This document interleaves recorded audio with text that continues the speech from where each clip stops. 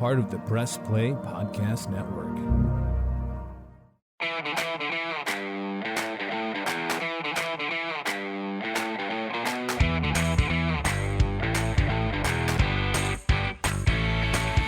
And welcome to another edition of the Reg and Rhoda podcast here on the Press Play Podcast Network. Dave Emmert, our producer extraordinaire, making things happen so you get us in the podcatosphere. And Michael, midweek here, we really haven't had time because the Browns, and we're going to get to them, Browns Steelers a little later in this, but we haven't had time to dive in to the Cleveland Cavaliers and the NBA. The season is underway. The Cavaliers are a 500 basketball team as we speak, 4 games into the season at 2-2, and they beat 2 playoff teams, the Atlanta Hawks and the Denver Nuggets. So why not dive in and preview this JB Bickerstaff squad for the 2021-22 season? Your thoughts as we look at this team and hope that they improve over last year. I didn't think they'd be 2-2 in their first 4 games. As a matter of fact, so the win last night in Denver to start out this road trip. Now they've got the Clippers, the Lakers, the Suns, and then coming back east, Charlotte, right, to finish up the trip. So counting last night, Kenny, I really thought they'd be 1-4 on this trip. So everything right now going forward is gravy. And look, let's just say they win another game, find a way of those 4 I just mentioned. Okay. Well, that'd be 3-5 and not terrible. Certainly better than I thought they would be after the first 8. Now, will they at some point go down to the means? But last night, for example, they got a tremendous amount. And I got to say, Kenny, as those 2 veterans, remember now, they don't start. So as the 6th and 7th man, I love having that, that veteran cachet and veteran experience that Ricky Rubio and, dare I say, Kevin Love, when he's playing the way that he shot the ball last night. Now, we know he can do that, but Kenny, those 2 guys last night off the bench, 25, 21 minutes between the 2 of them. So it wasn't large minute nights, but they really gave the Cavaliers a big, big lift and were a large part to winning that basketball game on the road in Denver that I never thought they'd have a shot to win, Ken. Yeah, I thought they might start 0-8, to be perfectly honest with you, Michael. But I've watched the 2 wins, or at least portions of the 2 wins, being the home win over Atlanta, 101-95. And then last night I caught the last 10 minutes of the 99-87 win over Denver. And I was pleasantly surprised, like you. Jared Allen is playing like a $100 million player should play, right? I mean, this guy went toe-to-toe with Nikola Jokic. He threw the hammer down. I mean, come on. He did. He threw the hammer down on Nikolai last night, the MVP of the league last night, with 21 and 16. And he's active. He runs the floor. He gets up and down. I mean, this player that the Cavaliers signed, I'm like, okay, $100 million for Jared Allen? I don't know. And granted, it's only 4 games, and we've seen the last 2 years. I think they started 4-5 under Beeline, and then it all went bad. And I think last year maybe they were 4-2 possibly, or something like 4-3, and then it all went bad. So there's still that, and we'll see. But the young nucleus of this team, I'm not a fan of Kobe Altman's, the general manager, but I'm liking what I'm seeing from JB Bickerstaff and the way he is using the lineup. And Darius Garland, isn't 100%, but he came back from injury to play last night. Colin Sexton, this isn't a team that's built around Colin Sexton so far this year, right?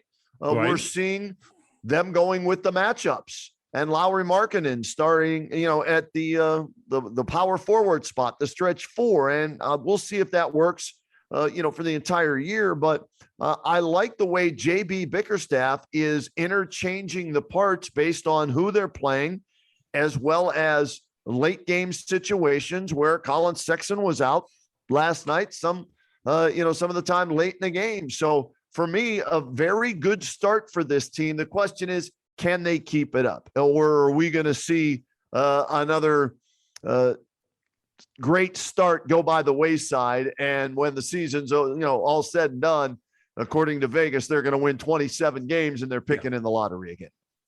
Yeah, well, keeping it up to me would mean around a 500 team, very close to it, and with a shot. When you're around a 500 team in the East, usually you get into late March, early April, and you still got a shot, right, to make the playoffs. Yep. Can they do that? If you're asking me right now, I would bet against that and say no, that they'll ultimately regress to the mean.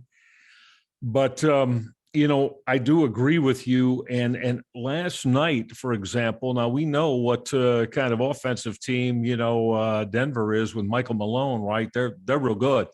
And the Cavaliers held them to 38% from the floor last night, Kenny. And conversely, now the Cavaliers are not shooting the three well right now. I think they're right at 30%.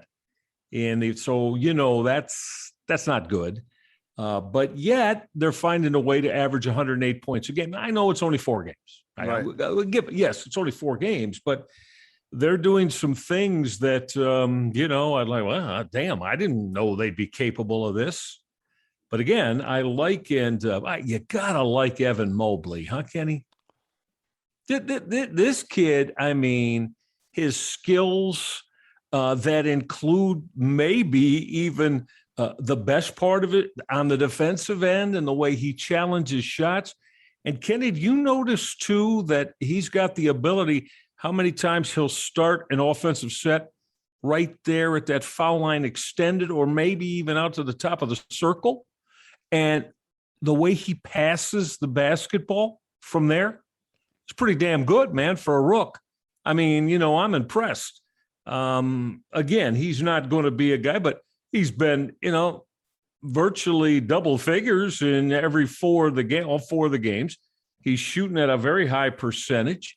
And like I said, I just like his all-around game. So that looks like a terrific choice. This young man, I don't know, he could be in the rookie of the year, competition if he continues to play this way. And Jared Allen, you mentioned it, he attacks the rim real well. He's not afraid to either. I mean, he's going to go to the hole and look to do that. So I guess what I'm saying is they've got some interesting pieces and parts. I like Darius Garland a lot. Colin Sexton, again, sometimes he'll shoot you into it and sometimes he'll shoot you out of it, Kenny. But that's what you got to live with him. But if Kevin Love buys into this and wants to stay here and is willing to play 21 to 24 minutes a night, Kenny, I'd like to get your thought on that. You think he will be? But I mean, look at the production last night in that amount of time on the floor that he gave this basketball team. So, I mean, hell, if he's, is he going to be willing to do that all year long? Or is he going to start to, kind of flex up a little bit and say, yeah, wait a minute, I don't like the role you're playing me in here? Don't know. What's your thoughts on that? Michael, I think it can prolong his career, and the sooner he can check his ego at the door and realize that as well, that maybe this is a good role for him. And the fact that Ricky Rubio is there with him, right? Reunited, like they're like peaches and herb, right? Reunited and it feels so good on the floor, right? Back to the Minnesota days. Exactly. So, this will increase his value if indeed maybe he wants to get traded. What's the best way to do that? Show that you are valuable again. Show that you can contribute in whatever that role is. And maybe he doesn't want to be a role player on a bad team, but if he can show he can accept that and going against the second units on maybe a playoff team, maybe that's something that could benefit him and the Cavaliers moving forward, as they were unable to deal him this offseason. And supposedly there were no buyout talks, according to Kevin, the Cavaliers, whatever. So maybe this is a way where, let's say he goes out and he gets you 15 and 7 a night coming off the bench for this Cavaliers team. Maybe that'll help Kobe Altman trade him.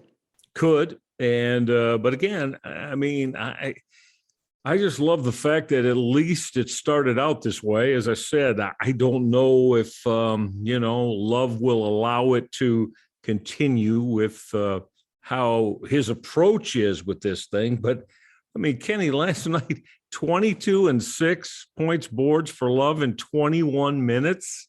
Right. You see, he's got the capability to do that. And I agree with you 1,000,000%. Was he 34 years old? Man, this could prolong your career now. You don't want to be playing 37 minutes a night anymore. I don't know if you're capable of that anyway. But if it's something that's going to put you in a terrific position to do what you do best, because when he's on the floor, he's going to get every shot he wants. He's going to get shots. Yeah, and with Rubio getting you the rock, I tell you, I just hope he looks at it and says, this is a damn good thing for me, because it is. But we know how that goes sometimes in professional sports. Sometimes that doesn't mean a damn thing. It's a perfect spot for the guy, but he doesn't think that and doesn't like it. So we'll see. We'll see how it goes. But last night I was impressed. I was impressed with the way that they played. And Kenny, I mean, they didn't wilt in the third quarter, right? Late third quarter. Right. Denver made their run. I think Denver took the lead by a point or two late third, and the Cavaliers did not wilt. They hung in there and went back on another run and reestablished the lead in the fourth quarter, and that surprised me too. I thought, well, here we go. Here it is. Denver's got back even after being down double digits, and now they're going to win by double digits. And the Cavaliers didn't allow that to happen. Now, one night, okay, can they continue that for the rest of the season? A lot of games. We'll see. But so far, you like seeing how this road trip began. They were 22 and 50 a year ago, Michael. All right. They were 28th offensively, 25th defensively a year ago, and they were dead last in three-point shooting. That's still an issue right there. That three-point shooting is still what concerns me about this basketball team. And so I'm going to be paying close attention to that as this season unfolds. Where are they going to get the three-point looks as well as makes, right? Because they were last in three-point attempts. That has to change. So I need more looks from beyond the arc. I need more makes from beyond the arc if they're going to contend. I don't want to say a playoff spot, but maybe one of those play-in spots, right? Where you play in to get into the playoffs, at least baby steps, moving forward with this young lineup. And I like the fact that Isaac Okoro's coming off the bench. They look at him right now as a non-finished product. His offense, as this is what concerned me when they drafted him. Me too. Still needs a lot of work, but his defense is outstanding. Okay, yes. So hey, he's not a starter. He's a role player right now. Maybe he becomes a starter if that offense develops. So bring him off the bench. Kevin Love, his role off the bench. I like that they made those decisions, and they're going with Lauri Markkanen right now. Will that stay that way the entire year? Probably not. We'll see some roster changes and some lineup changes in that. But to your point about Evan Mobley, for a rookie, 10 and 8 last night, not a bad game for him, staying in double digits, getting the 8 boards. He's a force. I don't want to say a force yet. He's a factor defensively, right? With his length and his athleticism. He's got to put on 10, 15, 20 pounds, and that'll come with time. He will in time, yeah. Yeah, but I like what I've seen so far out of him. And I look at this team and I say to myself, all right, I don't want to get too excited because they're 2-2. Like I said, we've seen this the last 2 years with decent starts, but they're worth watching. How about that? They're worth paying attention to now. The Cavaliers last year, Michael, I didn't have Bally's Sports Cleveland, right? So I only got to see like 4 or 5 games, and guess what? I didn't miss a damn thing last year because they were a very bad basketball team. But Jared Allen in the trade they made last year and signing him to the contract extension. You go out, basically the pick was made for you, right, at number 3, where Cunningham went 1 and Green went 2, so Mobley falls into your lap. But, that's the right choice right there. So he's exciting to see. I just worry about 3 7-footers in the starting lineup. And as you said, a team that's not shooting well from beyond the arc. That's got to change. That's got to get better somehow, some way. I just don't know if they have the players on the roster to make that area on the team a strength, or forget a strength, just one that's average and better than it was last year. Yeah, well, and let's get into that. Let's take a look at roster composition when we get this break in, and then we'll keep going with the Cavaliers. Absolutely. We'll give you our thoughts on them, and we'll take a look at the entire NBA, and a shout out to our title sponsor, MGM Northfieldpark, your home for live and simulcast racing. The Breeders' Cup World Championships are Friday and Saturday, November 5th and 6th. Visit Northfieldpark to watch and wager on the exciting racing action from Del Mar Thoroughbred Club. And remember, free admission, free parking every day at Northfieldpark. We'll get a break in right now. Come back with more. Stay with us. Hey, the Roadman Kenny Rhoda here for MGM Northfieldpark. And Northfieldpark is your home for live and simulcast racing. Catch the excitement of live harness racing every Monday, Tuesday, Wednesday, Saturday, and Sunday evening. Post time is 6 p.m. Open early every day for that simulcast action. And check this out, weekly Sunday handicapping contest featuring Belmont Park. The top prize each week, $500. Registration for that begins at 11 a.m. And put this on your calendar. The Breeders' Cup World Championships are Friday and Saturday, November 5th and 6th. Visit Northfieldpark to watch and wager on the exciting racing action from Del Mar Thoroughbred Club. Free admission and free parking every day at Northfieldpark. Hello, Brooks here with the Books with Brooks monthly book club podcast. Listen, it is beyond time for you to join a book club. I know you've been thinking about it, and everyone's doing it. Here's how Books with Brooks works. We read one book a month, and then we talk about it. Classics like Stephen King's The Shining, debut novels like We Are the Brennans by Tracy Lang, and tons of other compelling, life-changing stories, one book and 1 month at a time. So come read along with us, and then listen in. Hey everyone, it's JD from the Hyman Podcast. Backed by popular demand, I'm excited to let you know that new episodes of the Hyman Podcast will drop every other Monday on Apple Podcasts, Spotify, or wherever you listen to your podcasts. We're going to continue the conversations we started last season and keep having those hard conversations. There is so much in store for you this season, and I'm excited to share it with you. Subscribe today so you don't miss a single moment. The Hyman Podcast, part of the Press Play Podcast Network.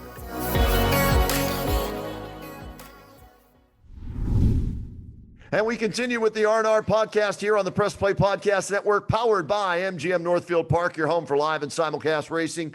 Catch the excitement of live harness racing every Monday, Tuesday, Wednesday, Saturday, and Sunday evening. Post time is 6 p.m. and it's open early every day for that simulcast action. Free admission, free parking. Where? At MGM Northfieldpark. All right, roster breakdown, Michael Regai of this Cavaliers team, as Kobe Altman, your general manager, has tried to put this together over a number of years in the lottery with picks, and JB Bickerstaff then has to take it and make something out of it on the floor. Give me your thoughts on what you've seen so far and with what this roster looks like. Kenny, in that win last night, and the way I see it, and even going back to the win over Atlanta, it looks to me like J.B. Bickerstaff is playing 7.5 in his rotation. And the reason I say 7.5, you're starting 5, of course, and then you got, as we mentioned in the first segment, we loved it with Ricky Rubio and Kevin Love coming off the bench, the 2 veterans. And so they're 6 and 7, and you know, Kenny, I've never been, and you know this, we talked about it. I love the young man's work ethic, but as the 5th overall pick, I'm just not sold on Isaac Okoro. If you're a 3 coming in the NBA, Ken, what do you have to do? What's the main thing you got to bring to the party playing that position in the league? Score the ball and knock it down from distance, Rich. Yeah. I need 15 to 18 points, and that's just not him. It's not what he does. He's further advanced the defensive side of the ball. So to me, that's all. It's not a knock against a young man, but I mean, man, your 5th overall pick in a draft. You got this NBA is all about offensive production. You got to have a guy that can do that. That's not what Okoro is right now. So to me, he's kind of the 8th man right now. And then the other guy that I'm not real big on in this roster, the former starting small forward, Jetty Osman, been getting about 15 minutes a night. So he's not. But really, when you look at it, the starters, and then Rubio and Love, and then Okoro with about 25 minutes, more of a defensive guy. So to me, Ken, that's a 7.5-man rotation. Now, I ask you, we kind of touched on it in the first part, but is JB Bickerstaff going to be able to get away with that as the minutes start to add up and the season comes grinding through 4 games in 5 nights and 5 games in 7 nights? I don't know. We're going to have to see about that. They're going to need more offensive production. And as you said, too, right now, they're not shooting the 3 very well. Lauri Markkanen is off to a real slow start. He's at 26% shooting the 3 and only 30% overall. Now, his resume, his basketball card says, well, that'll pick up. Okay. It better. You expect him to, because you're going to need a lot more than that from him. But right now, it's Ricky Rubio that's shooting the 3, the best in this team. I know it's a small sample, but, he's the only one over 35% so far in the first 4 games. So we'll see if that picks up. That having been said, though, Ken, they're averaging 108 a game, and they're shooting 47% on 2s. So, I don't know. Can you win? Considerably without, without being a real good 3-point shooting team? Well, I guess we may have to find that out with the Cavaliers as we get into the guts of the season. It's all about the bigs, right, guys? It is, Coach Luke. We starting 7-footers at 3 different positions. I love it, right, guys? I hear you, Coach. We going to throwback basketball, right, guys? Wait, when Taco Falls gets up here, we playing 4 7-footers. Right, guys. All right, okay. Yep. Come on. Well, is he the people's choice right now? And is he the Cavaliers fan favorite, Taco Falls? Yeah, Taco Falls. He's not in the rotation. You got to throw an S on the end of that, just like Taco Falls. Yes, absolutely. Michael, I don't know where the 3-point shooting's going to. I don't know if they just magically think that Darius Garland and Colin Sexton and Kevin and all these guys are going to, shoot 40% each from beyond the arc. The few guys that they have on the roster that look like they can shoot the 3 or have shot the 3 reasonably well. That is my big concern with this team. They think defensively they're going to be much better than they were last year, and that will help them win games. And they think getting up and down the floor, creating easier shots, maybe not 3s, but easier opportunities is going to make them a better basketball team. But it still comes down to when you get bogged down in a half-court game in the 4th quarter of regular season games and in every quarter in the postseason, if you're lucky enough to get there, you've got to be able to make shots from beyond the arc. And they don't have a roster built to do that. So that is still my biggest concern moving forward. And as I look at this roster, you mentioned, there's nobody coming off the bench other than, Love. And I don't look at Rubio as a 3-point shooter, a marksman, right? No.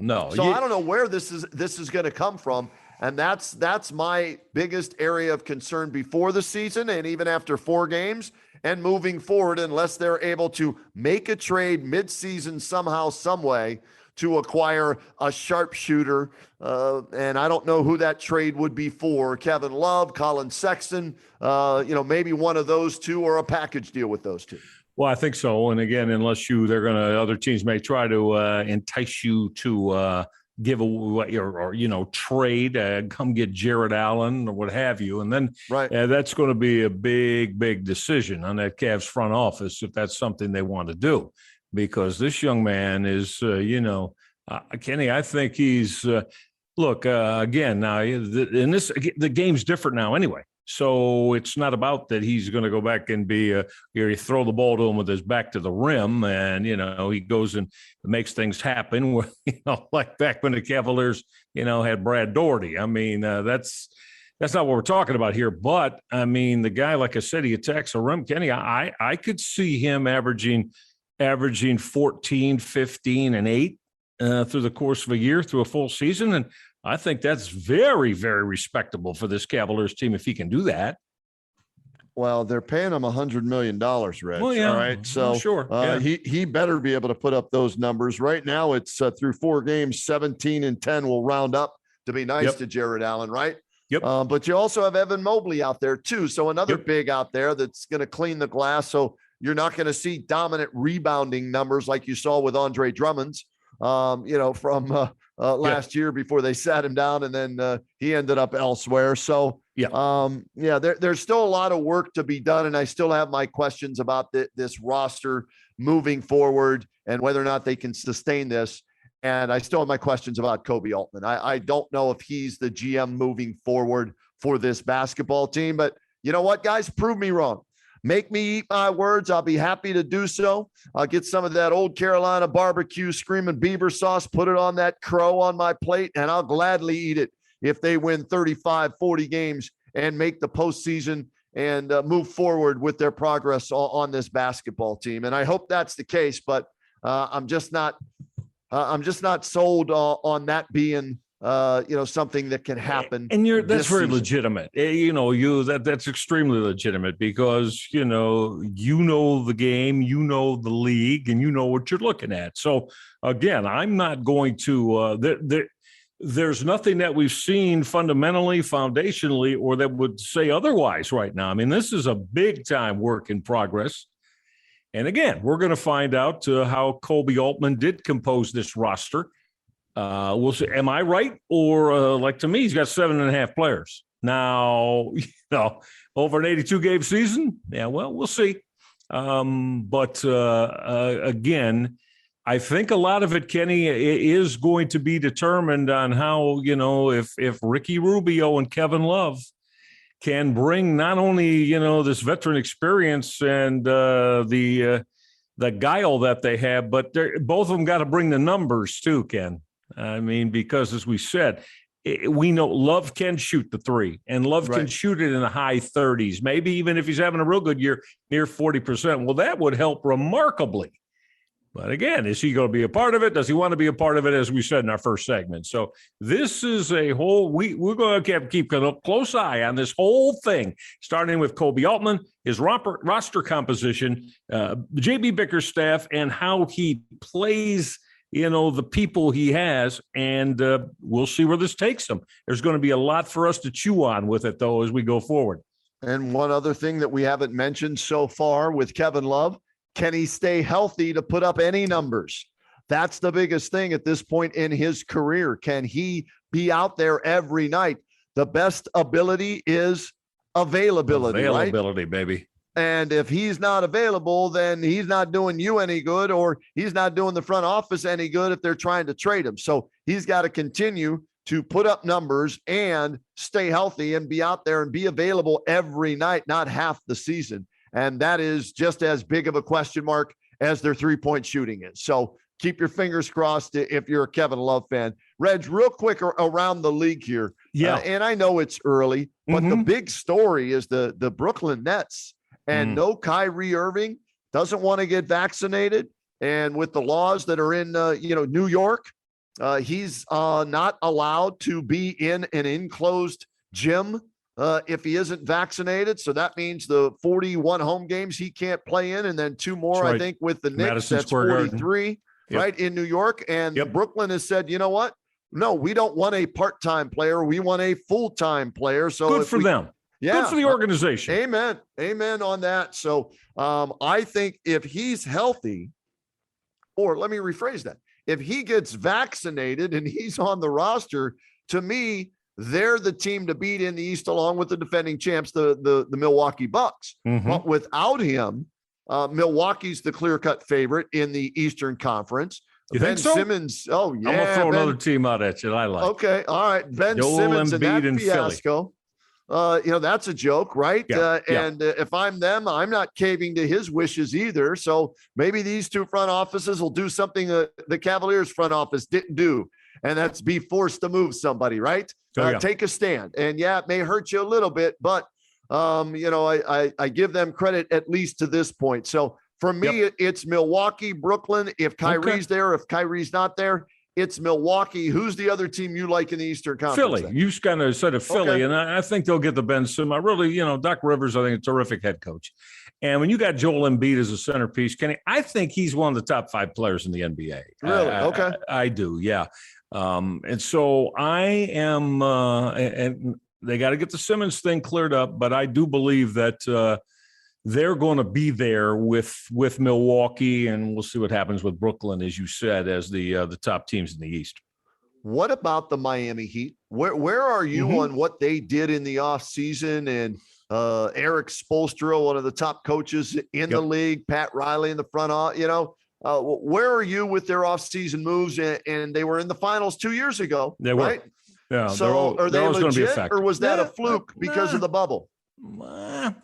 I think I'd lean toward legit with them because of, Riley and Spoelstra are going to do everything that you have to do to have that team fortified. If they feel there's something that they need going forward, then they're going to go get that. And I'm going to say that they're legitimate, Kenny. They'll probably be a 50 to 52 win team. And again, depending on matchups, I fully expect them to, get to the Final Four in the Eastern Conference, if not the Eastern Conference Finals. And along, as I said, as you said, with you look at Milwaukee, and then we'll see what happens with Brooklyn. But they do have Durant and Harden, regardless of whether they have the third guy or not.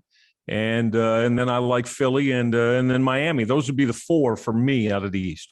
I'm looking at their starting lineup. Kyle Lowry, that was the big acquisition in the offseason, right? Yep. Veteran point guard, champion when he was in Toronto. Duncan Robinson as their shooting guard. Jimmy Butler, top player in the league at small forward. PJ Tucker at power forward, and Bam Adebayo, or how do you say his last name? Bam.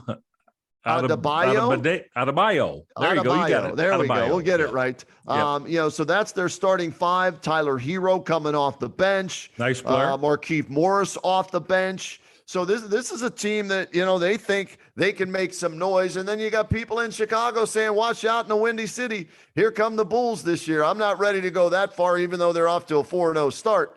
But, it's going to be interesting to see who challenges the defending Eastern Conference champions and the world champions, the Milwaukee Bucks, out of the Eastern Conference. And then the Western Conference, Phoenix, to me, I like their composition on their roster.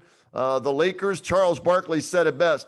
That was a good team in 2010. Yeah, they too old. That's what he said the other night. I was laughing. I kind of agree with Charles. I kind of agree with him. I don't think they got a shot to win it, but we'll see. Regard that ridiculous. No, what's he said? That's ridiculous. That's ridiculous. If you think they're going to win it, that's ridiculous. They were good in 2010, and I'm sorry, I'm not buying into the old man YMCA league team, right? LeBron's still one of the best players in the world, but I don't know if they've got. And I love AD. I'll say this. If they are going to be a legitimate challenger in the West, it has to be through Anthony Davis. He has to raise his game to another level, be an MVP candidate, and carry that team. Yes, even with LeBron James and Russell Westbrook on it, it has to be Anthony Davis's team. And I don't know if Russell Westbrook can be a third option on a team if his ego and his game will let that happen. There you go. I think he's got a better shot of tearing the damn thing down and being divisive to it rather than being that third guy. And of course, Melo is at 38 years of age. Melo, as him, he's still firing away. He gets off when he gets on the floor. So, maybe Charles is right about his 2010 version of winning the championship. I don't think so. Clippers, I think, are a better team. Phoenix is a better team than them. Golden State? What about the Warriors? Well, anytime you got, I think a world of Steve Kerr as a coach, and that with Steph Curry and that group he's got around him now. Sure, they're real nice too. And you wonder about is Dallas going to make some of the moves that they started to generate a year ago? Can they get Kristaps Porzingis to play at consistent all-star level to help raise them up? Right. So the whole league's going to be interesting. They got some teams that bear a lot of looking at going forward. Yeah, Denver too. Even though the Cavaliers beat them last night. Memphis, John Morant's one of the most exciting players in the league. Love watching him play. Love his game. So it'll be an interesting season as this develops, and we'll be breaking it down throughout the year here on the R&R podcast. Let's get a break in, Reg. When we come back, we'll wrap things up in our final segment. We got to talk Browns Steelers. It's Browns Steelers week. We got to preview the big matchup Sunday at the stadium between the third place Browns and the fourth place Steelers in an early season matchup in week number 8. And we'll do that next.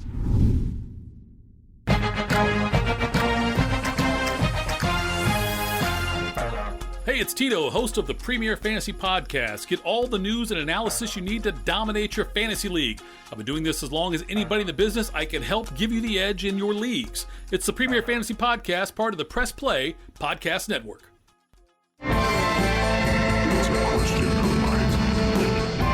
Hey everyone, I'm Holly Wetzel. And I'm Jeremy Powell. And we are your hosts of The Orange is Oranger, a Cleveland Browns podcast on the Press Play Podcast Network. We give you all the dog pound coverage that you'll need each week to get you ready for kickoff and beyond. Don't miss our breakdowns of each week's matchups, game recaps, and any and all news out of Berea to feed your Browns appetite. As we all know, Holly, dogs got to eat. That's right, Jeremy. Hit that subscribe button and never miss an episode of the Orange is Oranger Browns podcast on the Press Play Podcast Network. Hi, my name is Sam Post, owner of Phenomwell CBD Store and PhenomwellCBD.com. That's like phenomenal, PhenomwellCBD.com. Tune in where we talk with experts about how the amazing hemp plant can make a difference for people's health and well-being from the Press Play Podcast Network. And welcome back. Final segment of the Reg Iron Rhoda podcast here on the Press Play Podcast Network, powered by Northfieldpark. It's your home for live and simulcast racing. Catch the excitement. Live harness racing when? Monday, Tuesday, Wednesday, Saturday, Sunday. You bet. Post time, 6 p.m. Free admission, free parking every day at Northfieldpark. Go have some fun, win some money, and enjoy yourself out there at Northfieldpark. Question is, will Browns fans, Michael Regai, enjoy themselves Sunday at the stadium when the Cleveland Browns play host to the Pittsburgh Steelers in a big AFC North early season matchup? We don't know yet as we're taping this if it's going to be Baker Mayfield at the helm or it's going to be Case Keenum for his second straight game at the helm quarterbacking this team. If it were me, Michael, I would stick with Case Keenum for at least another week.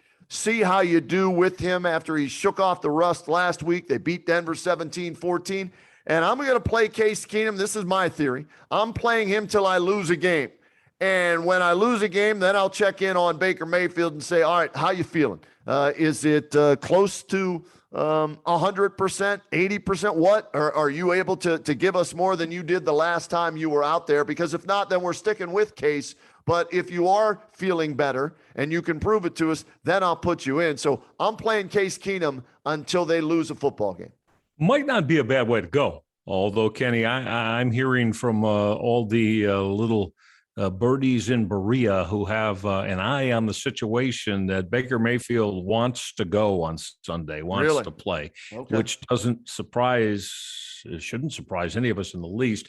Now, tomorrow, we're taping this on Tuesday night. So tomorrow, Wednesday, as we know, big day. Next 2 days, Wednesday, Thursday, the two top practice days, if you will, with regard to NFL teams. So we're going to find out a little bit more tomorrow.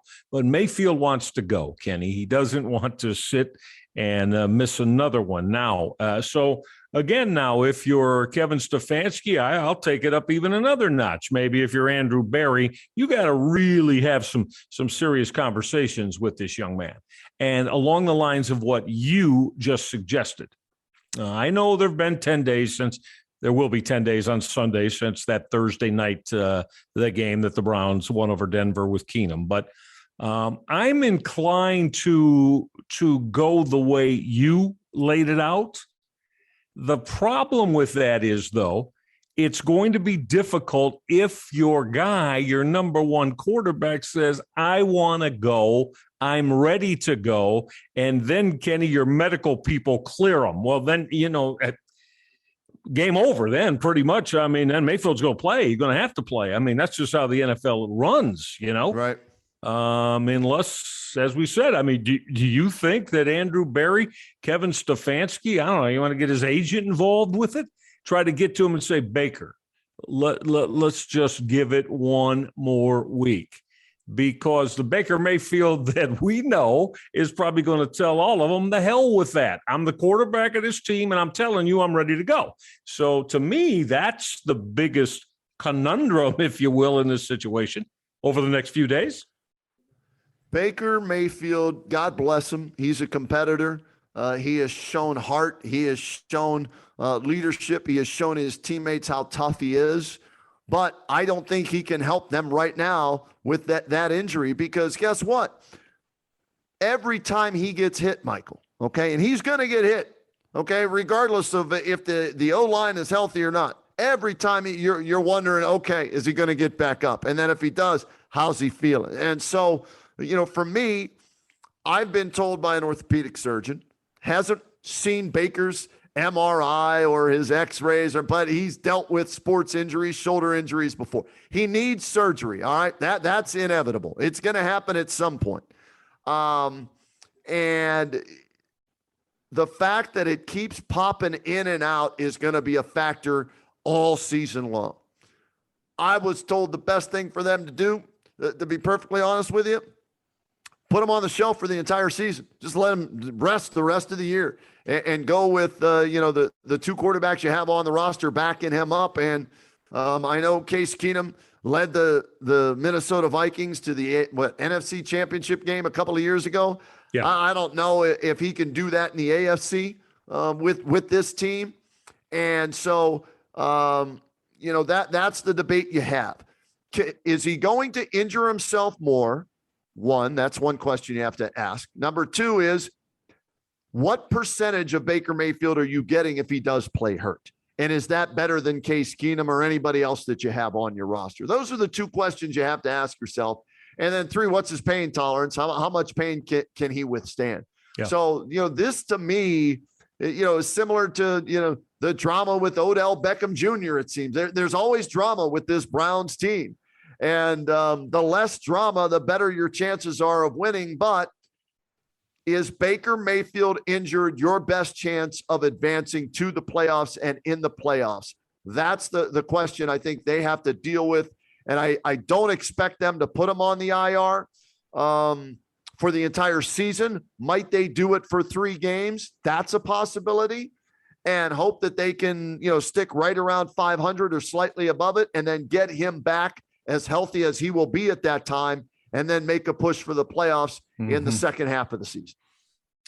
Yeah, there's a lot to, uncover with all of this. We just went through about 5-6 different scenarios that could happen.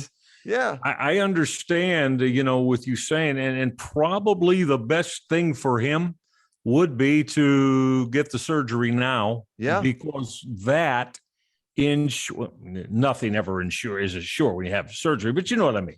Yep. That would have him let's put it this way, that would have him on a timetable to be ready to go, starting in April and May, likely to begin off-season workouts and to start to get himself re-strengthened again. And that should, without complication, definitely will have him ready to go, next early September, when the regular season begins. Okay. Now the thing, though, is you got the quarterback that's saying, no, that's not what I want to do. Right. No, I want to play right now. So that's why I said what I did a moment ago, Kenny, about, how far this is going to go up the ladder here. Andrew Barry and Kevin Stefanski, I hope I have a lot of trusted confidence in both these men. I think they're both very, very good at what they do, but man, I'm almost thinking that they're going to have to be the ones that, if they got to play the heavy, so to speak here, then, they have to be capable of doing it for his betterment. Is that maybe for the football team's betterment? Probably not. Let's be honest. With Case Keenum, would you say they're odds on, as many people had them when the season began, to possibly win an AFC championship, certainly to be able to go deep in the play? Probably not. We don't know that. You got to let the season play out, but I do think it would be overall, that would be in the best interest of the Baker and the whole organization. And you say, well, you're basically throwing the towel in on a year. Hey, man, well, you know what? If that's NFL, man, they're NFL. Nothing guaranteed with it. Injuries, what have you, things happen. It's unfortunate that this happened. But I do think, Kenny, at least there has to be some long-term thought here, deep thought by this organization in this situation.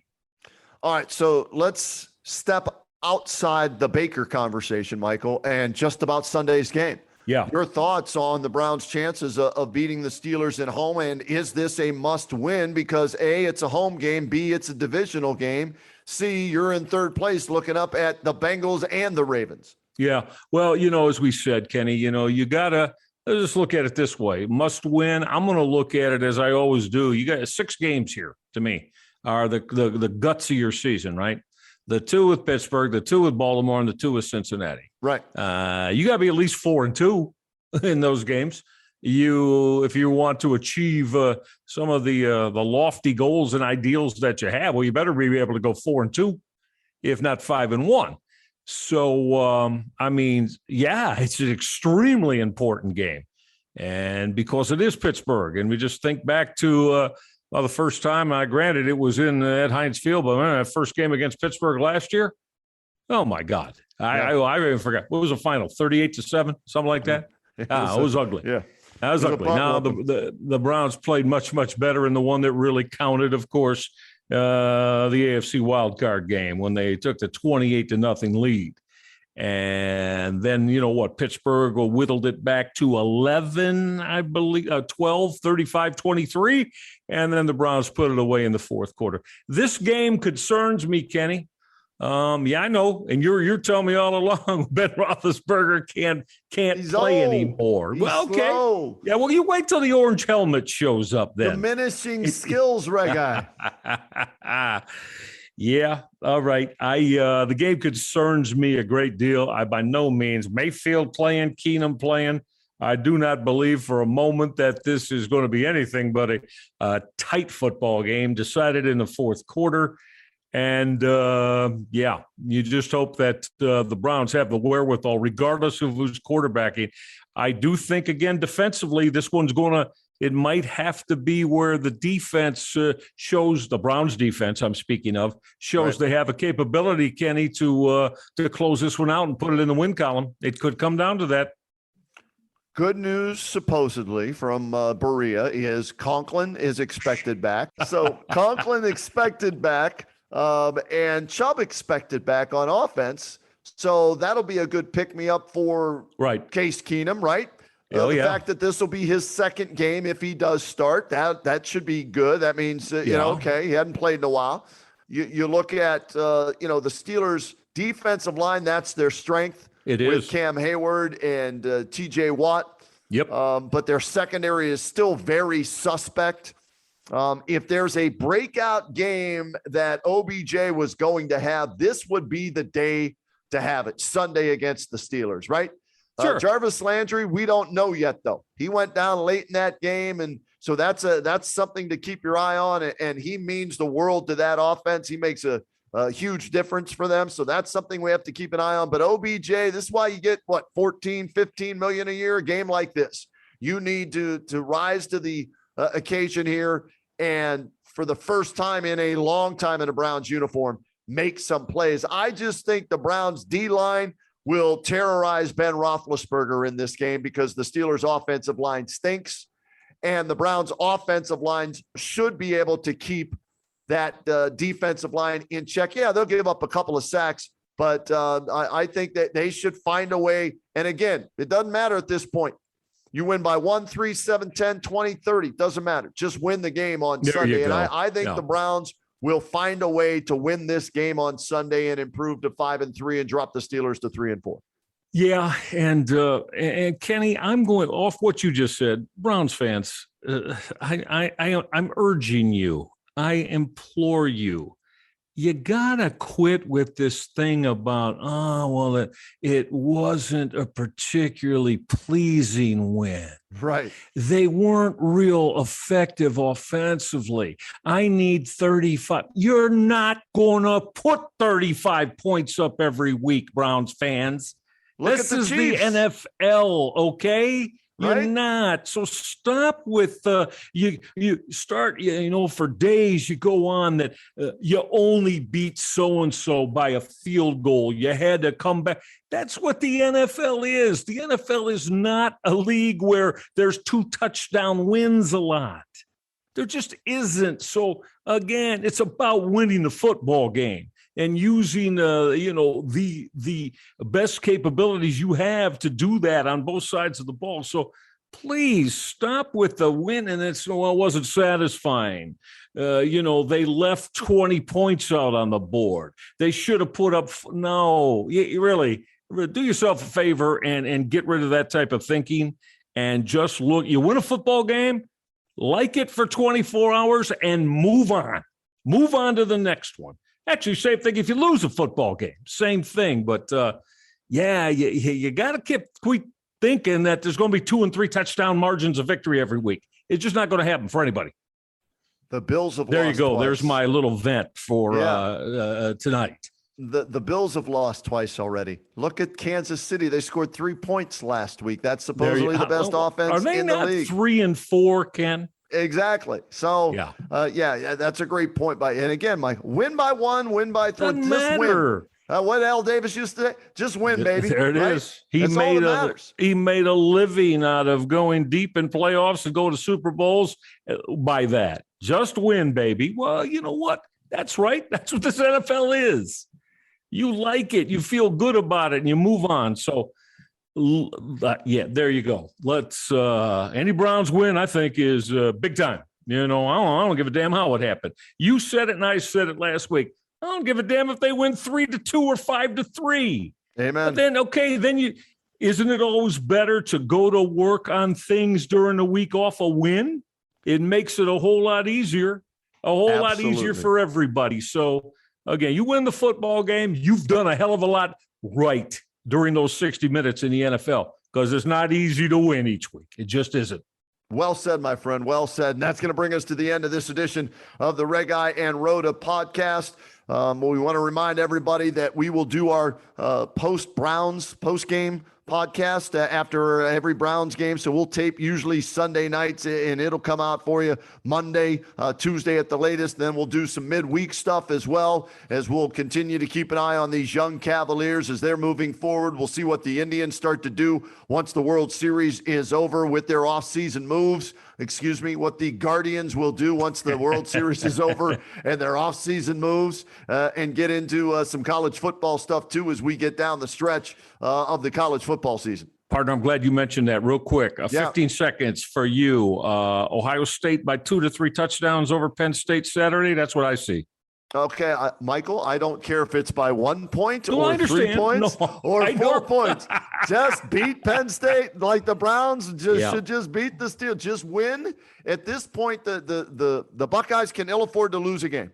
Okay, they lose one more, they're done. They're out of the playoff. Don't make it real tough. You're right, with 2 losses. But again, as crazy as James Franklin, wow, we could do just about on this guy. Yeah. But Kenny, he's always played the Buckeyes very tough and played them very competitively. I expect it to be close until the second half, and I expect the Buckeyes to win by maybe 10. I think it'll be, somewhere in the neighborhood of maybe 41-31. I'm still not a believer yet in the Buckeyes defense. Okay. Yeah. They're young and they're growing, and this is the first real test for them because these last three doesn't count. Tulsa doesn't count. Rutgers that's right. This is their first real test against the 20th ranked team, even though they lost in 9 overtimes to Illinois last week. Okay. Yep. They have offensively enough to win this game. The question is, will the defense, be able to keep Penn State out of the end zone enough? So, like I said, 41-31, maybe somewhere in that neighborhood, or 35-24, somewhere in that neighborhood. I expect the Buckeyes to get a win at home against Penn State. And, I'm with you on that. And this starts the big, that the 4 in the. We're going to keep including. Got to keep including Michigan State because, they're undefeated right now. They've but you got Ohio State, Penn State, too, and Michigan State. Yep. So 2 of them, if it's, if Ohio State beats Penn State, that'll be Penn State's 3rd loss, but that'll just eliminate them from even winning the Big Ten championship and going to the Rose Bowl. And as you said, an Ohio State loss would pretty much end all national championship hopes. And, but the winner of Michigan State is going to have, I'm going to assume Ohio State, the upper hand here now going forward for the final month of the Big Ten season.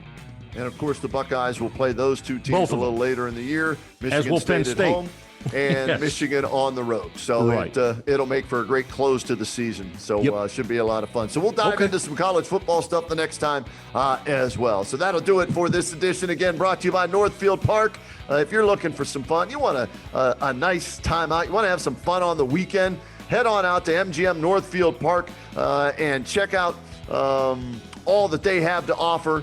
Take the family, take some friends, get a group together, get a limo, go out there and enjoy yourself at MGM Northfieldpark. Reg, we'll talk to you again here after the Browns-Steelers game on Sunday night, all right? You got it, buddy. Look forward to that. Should be a fun one.